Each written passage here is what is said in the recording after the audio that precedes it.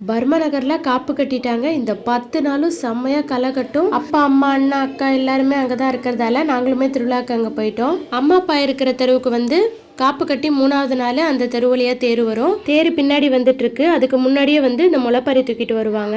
அவங்க காலெல்லாம் இந்த மஞ்சள் தண்ணி வேப்பிலெல்லாம் வச்சு தண்ணி ஊற்றிட்டு துண்ணூறு வாங்கிட்டு உள்ளே வந்தாச்சு. இதுக்கு பின்னாடியே பார்த்தீங்கன்னா தேர் வந்துக்கிட்டே இருக்கு. அங்கே வந்து அர்ச்சனை கொடுக்குறவங்கெல்லாம் கொடுத்துப்பாங்க. நானும் எங்கள் அக்கா வந்து அர்ச்சனை கொடுக்கறதுக்காக நின்றுட்டுருக்கோம்.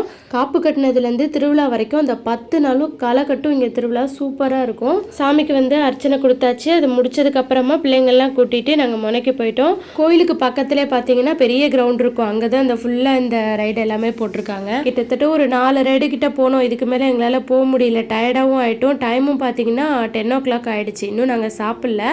இவ்வளோ நேரம் ஆகியுமே கூட்டமே இன்னுமே குறையல.